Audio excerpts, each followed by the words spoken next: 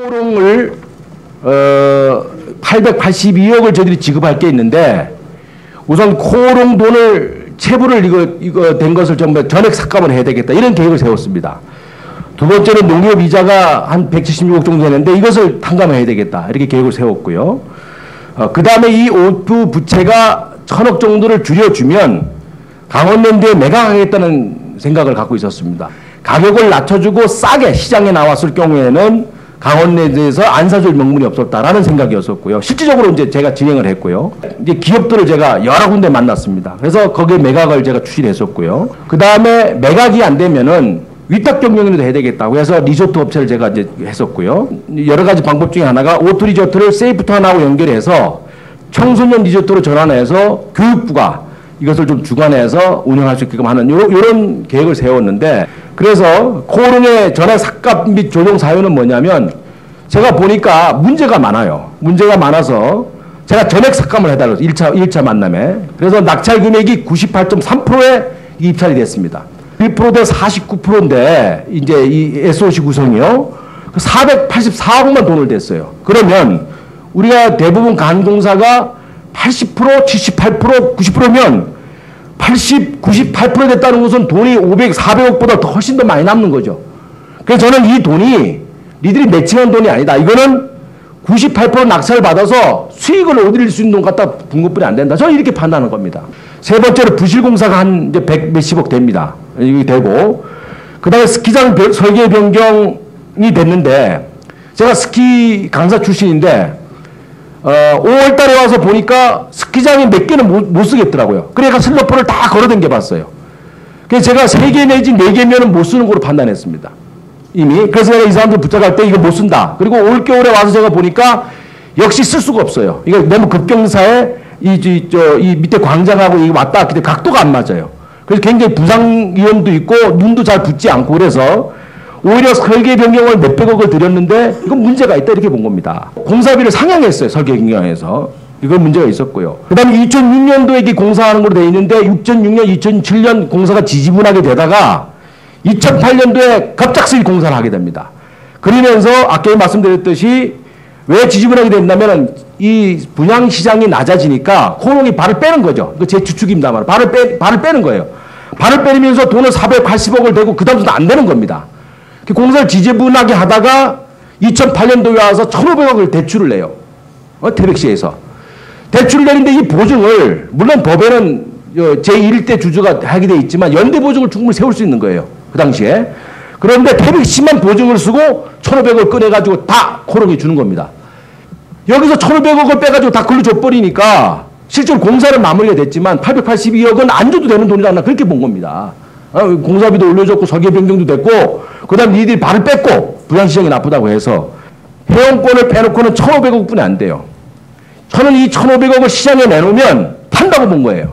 또 실질적으로 제가 기업들 만나보니까 살 의사도 있었고요. 또 강원랜드도 뭐 제가 공개합니다만은 사겠다라고 하는 의사를 보여줬고요. 제가 강원랜드 재분사설 여러 번 만났습니다. 제가 1,500억에 판다 그러면 괜찮은 기업이 사면 이것을 분양하면 2,100억이 나옵니다. 돈을 벌어요. 그러니까 어느 기업이 안 살 수가 없지 않습니까? 구조상으로. 문제는 좀 있습니다만. 그래서 시장 경제가 좋아질 때까지는 기다리면 저는 오투가 해결될 것이다, 이렇게 본 겁니다. 4월 초에 이제 김초로하고 MOU를 맺게 된다고 그래서 제가 김초로 시장을 알아보니까 경영 능력 전혀 없습니다. 자금 동원 능력이 없길래 MOU 안 맺으면 좋겠다, 솔직히 말씀을 드렸어요. 그런데 이게 MOU를 맺는 바람에 시장에서 오투가 완전히 이제 쫙 이제 물건은 나온 거죠. 물건이 나왔는데 누가 거들떠 보지도 않는 거죠. 이제 나도 기대는 했었습니다. 그런데 제가 은행들 다 알아보니까 국민은행하고 신한은행 한다고 매칭된 데서 다 금융기관 통해서 알아보니까 전혀 이게 계획이 없더라고요. 그러면 30일, 7월 10일, 뭐 7월 30일, 8월 30일까지 계속 이게 연기가 됐어요.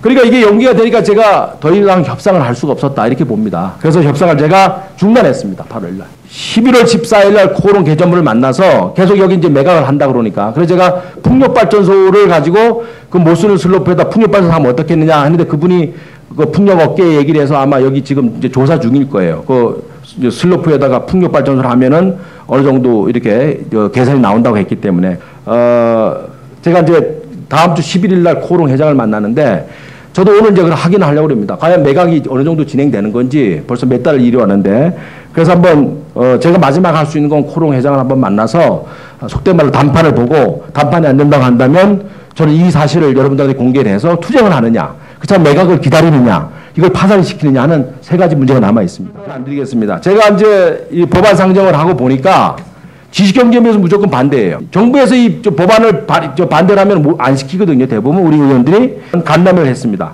에너지실장부터 해가지고 강원도 자원개발계장, 태백시의 이제 부시장, 투자사업과장, 석탄공사, 노조위원장 다 불러가지고 야 어떤 게 문제냐고 보니까 솔직히 우리 정부에서 석탄에 대한 정책이 없는 거예요.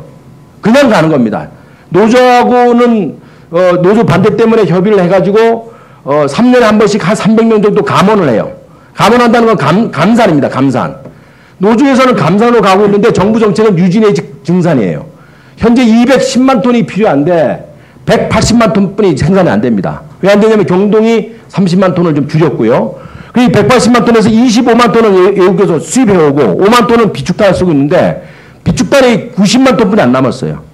이게 한 7, 8년 전에는 850만 톤, 900만 톤, 거의 1000만 톤 가까이 있었는데 이게 지금뿐이 안 남았습니다. 다시 말씀드려서 야금야금 캐쓰는데 정부 정책은 증산인데 타는 계속해서 깎아먹고 쓰는 거예요. 그래서 니들이 빨리 정해라.